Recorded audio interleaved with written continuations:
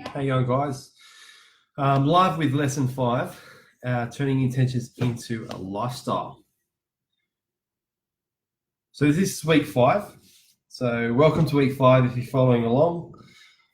In today's lesson, I'm going to show you what the secret of great nutrition really is, and I'll tell you right now, it's got nothing to do with the food you eat.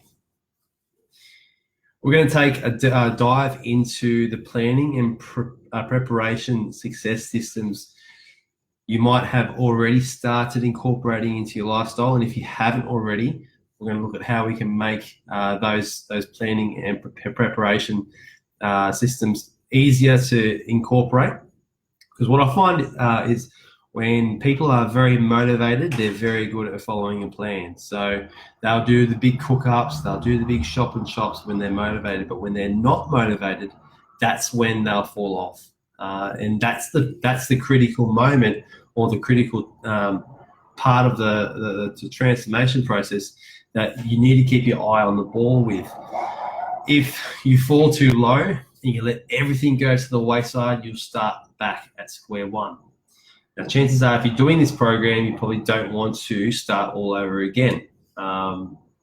So with that said, what we're going to do is we're going to really break down these systems so that you can, work at your top 100% when you're motivated, but also work at around, 70, 80% when you are unmotivated, because by doing that, you're going to be able to get through those times, those downturns, which are eventually inevitable. We all have downturns in motivation.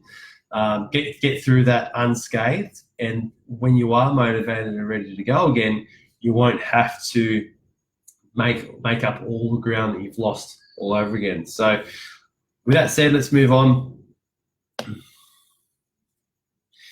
The secret to good nutrition. What you're probably starting to realize now is that it's not about bad or good foods. In fact, I haven't even given you a list of bad or good foods. What it is about is the right choice, making the right choices at the right times. So eating more of the food that you need to be eating at the right time.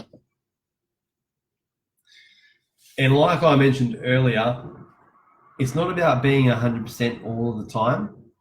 If you can average 90, 95% most of the time, most of the year, you'll be able to enjoy the times of the year where you do want to let yourself go a little bit much more. So if you were in shape at Christmas, you could eat whatever you wanted on Christmas Day, knowing that you'll get straight back on the wagon the next day, or maybe a few days afterwards, and you'll come out of Christmas relatively unscathed. Conversely, you might have experienced this if you are carrying an extra 5 or 10 kilos on Christmas Day. You'll be watching what you eat. You'll be scared of putting on more weight, and you'll get to the end of the whole process of the holidays and you will have packed on 5 or 10 kilos pretty easily. So we don't want to live our lives like a massive yo-yo. We want to try and keep things relatively smooth. And that's where consistency comes into play. It's not about being good all the time. It's just about, it's all about picking the right time and the right place to let yourself go a bit. So the secret to good nutrition is that you will eat whatever's most easiest to access. People don't eat takeaway. People don't eat those ready-to-go meals because they particularly enjoy the food. I mean, it's great tasting. We know that. But most people, when they do a program like this, they'll tell me, "Oh, I really love the food. This is the food I really love to eat." So people do generally want to eat healthy, but most of the time, people equate healthy eating to tons and tons of hours in the kitchen, messy preparation, and loads of cleaning up. And who wants to do those 3 things? If you're doing that every night at the moment for a family of 3 or 4, then that's where it starts to add up.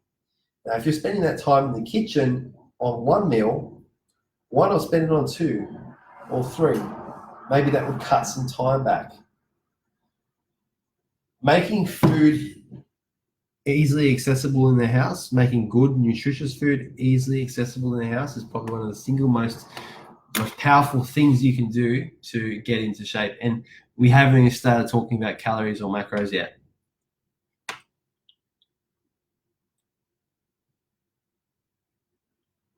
So let's talk about this planning and preparation system.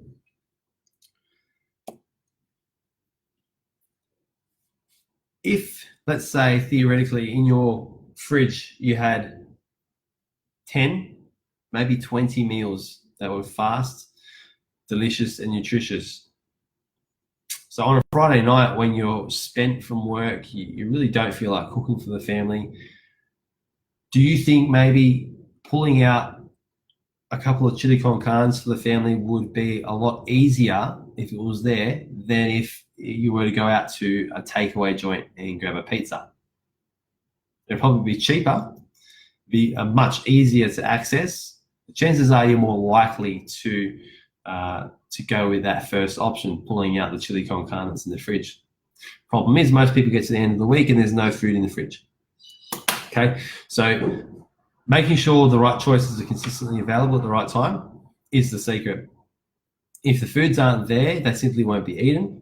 And despite all of your good intentions, your choice at that moment in time won't be based on getting into shape. It'll be based on getting food, getting it fast. Okay, so we want to avoid that decision. So with this MP program you've got, we teach you and we show you all of the systems that you need to start to implement into your lifestyle. Now, there's a lot there, isn't there?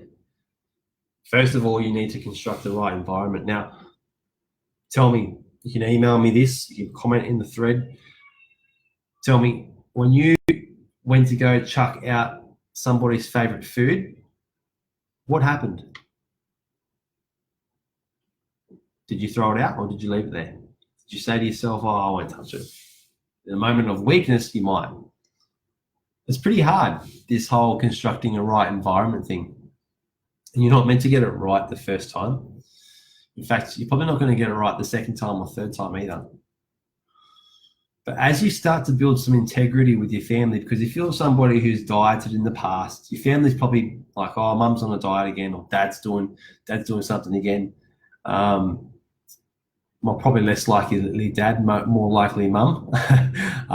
If you start to really string weeks, months, sometimes years together, you'll start to build integrity with the people you love and care about, and they'll be more likely to change based on how you're starting to live your lifestyle.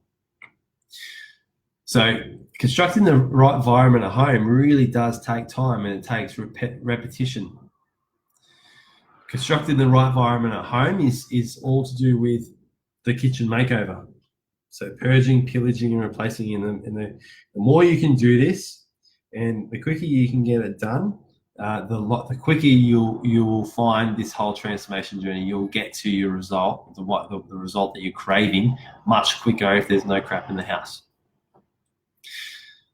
Can you create delicious meals in 10 minutes or less? Because having those cooking skills is important as well.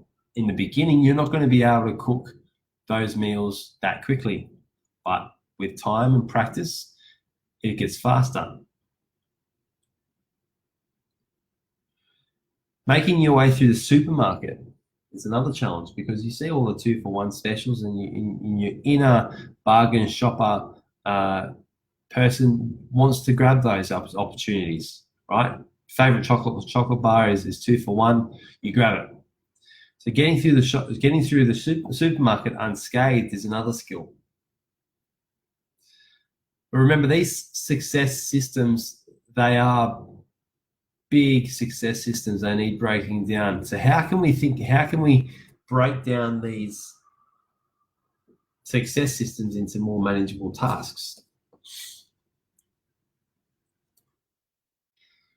First of all, the purge, pillage, and replace.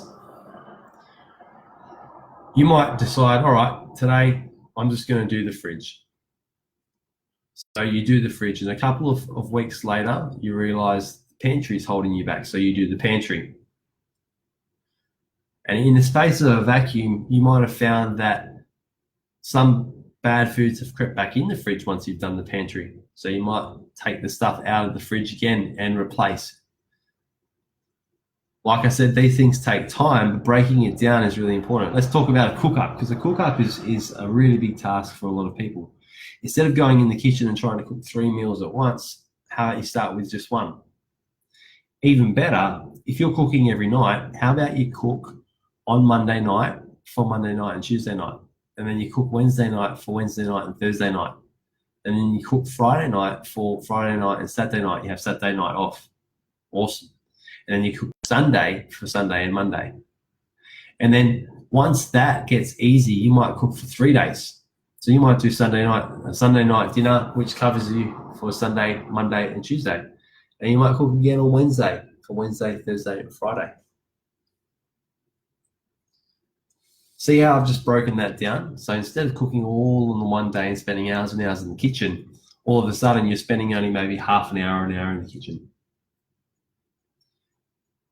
Attention spans are so short these days, and you really need to keep an eye on how long you spend doing one task, because as soon as you start to spend too much time doing that task, you become less efficient. You start to drag ass in the kitchen, or you start to drag it in the gym, and then all of a sudden it's become an inefficient task. So really keeping an eye on your attention span. If you start to drift away, go away, come back fresh. This is how you make this new way of life a pleasure, not a chore. So let me ask you a question. Is your current normal working for you? Because a lot of the time people go and start this MP journey or start any body transformation journey, and then the change becomes more painful than where they actually were to start with. So then they choose the lesser pain, which was being a little bit out of shape. Let's not get to that point. Let's not get to the point where implementing these changes is too painful, because if it's too painful, you won't stick to it. You won't be consistent, and you won't see the fruits of your labor. Now, what you do know is you asked for help. You reached out. Your old normal wasn't working. So this new normal needs to start changing in the right direction. Big change comes from being accountable. Obviously, there's the accountability of being accountable to me and Megan, but also there's accountability of being accountable to a photo shoot or a fitness journal launch. You could be accountable to a friend's wedding or a holiday that you want to go on. You might be accountable to an event coming up. It might be a fun run. Being accountable to something matters, because unless there's that accountability or that commitment, then change does not occur.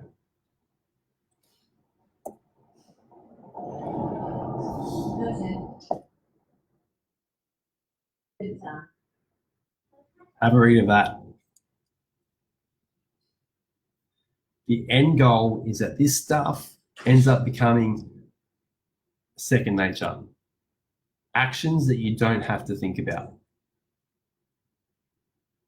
Just like tying a shoelace, driving to work. When the habits that you want to incorporate into your lifestyle become second nature, it becomes so much easier. And this happens, I've seen it happen before, hundreds of times.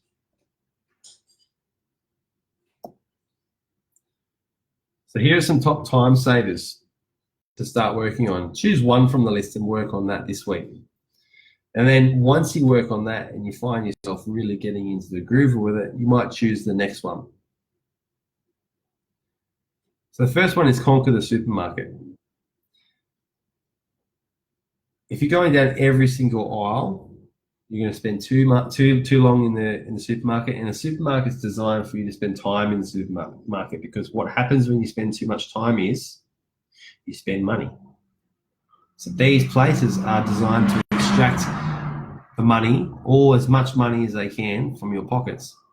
So you need to be smart, and you need to take the outside edges of the supermarket, get what you need, have the list there, and get out. As soon as you get the shopping home, Don't put it away in the crisper because you know that'll rot in the bottom of the crisper. Do the veggie shop and shop. Have your Tupperware containers ready to go. Pop it straight in the Tupperware containers. You'll be able to keep it for days. People ask me a lot, how long can I keep this chopped up veggies for? And believe me, it'll last a lot longer chopped up in a Tupperware container than it will at the bottom of the crisper. Now, if you're really good, you'll have plenty of these. How many do you think you need? Most people will need 3. Actually, they'll need 6. They'll need 3 for today and 3 for tomorrow. So 3 in the dishwasher and then 3 ready to go for the next day. This avoids overeating. And it avoids making the wrong decision, because if you've got it there, you're just going to grab and go. Now, breakfast used to be cereal in a bowl, toast or coffee, or no breakfast at all. But I guarantee if you can nail the 3-minute MP omelette, you'll be having a hot cooked breakfast every morning. If you're not into eggs, grab one of the containers out of the fridge. Pre-prepared meal. You can eat anything you like for breakfast. Doesn't just have to be eggs, doesn't have to be cereal, toast. It can be chili con carne. You can have some kind of casserole for breakfast if you want something hearty. You have something light. You have something you can grab and go, like chicken rissoles, garlic chicken rissoles. You can have whatever you want. Now, I mentioned this one earlier. If you're cooking and you're standing at the stove, and you're standing at the kitchen bench, you may as well cook for more than one. Whether that's more than one serve, so cooking for a couple of dinners or a couple of lunches and dinners if you're really good, that's important.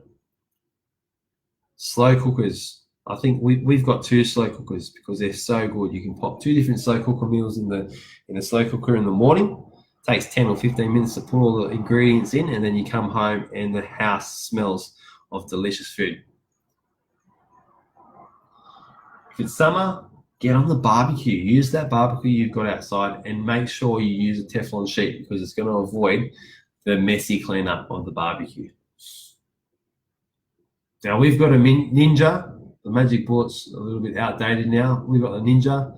Any food processor here will work. Plenty of shaker bottles and a hooded barbecue for the perfect roast.